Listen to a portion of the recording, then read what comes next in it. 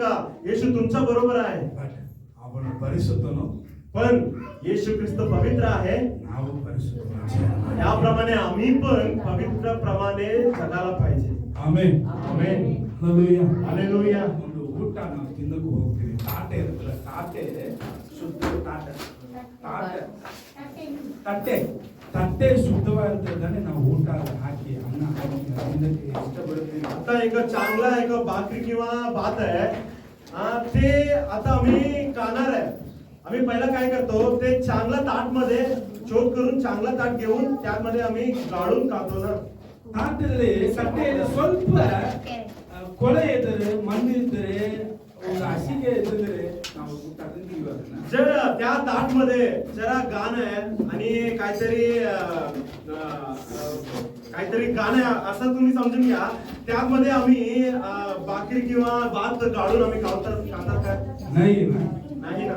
नाही नाही मम्मी, नाही मम्मी, मम्मी तಟ್ಟೆ ಸರಿ ಇಲ್ಲ, ಹೋಗಿ ವಾಶ್ ಮಾಡು ಹೋಗು. मम्मी त्या प्लेट बघा कसा आहे, ते घाण आहे, ते पहिला धुवून या. चल ತಟ್ಟೆ ಸ್ಮೆಲ್ ಬರ್ತದೆ, ಸರಿಯಾಗಿ ವಾಶ್ ಮಾಡು ಹೋಗು. काही लोक ते स्वच्छ असले तर असं ते घाण वास येते, पहिला धुवून या.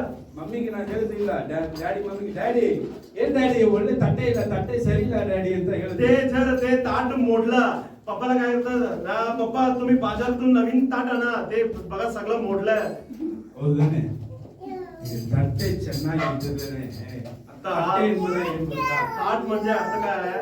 ದೇವರೇ ನಾವೇ ತಟ್ಟೆ, देवाला आम्ही ताट आहे, ನಾವೇ ತಟ್ಟೆ. आम्ही ताट आहे. ಅನ್ನ ಏನ್ ಗೊತ್ತಾ? म्हणजे भात म्हणजे काय?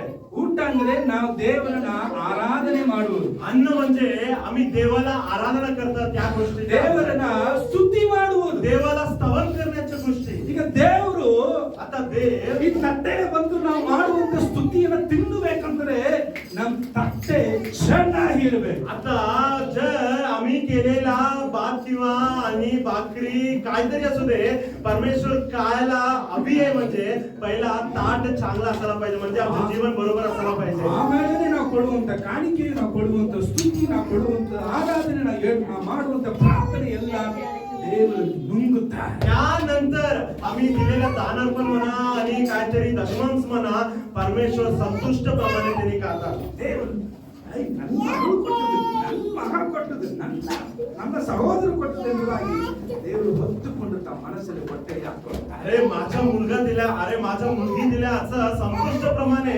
परमेश्वर घेऊन त्यांनी खाऊन त्यांना पोट भरतात.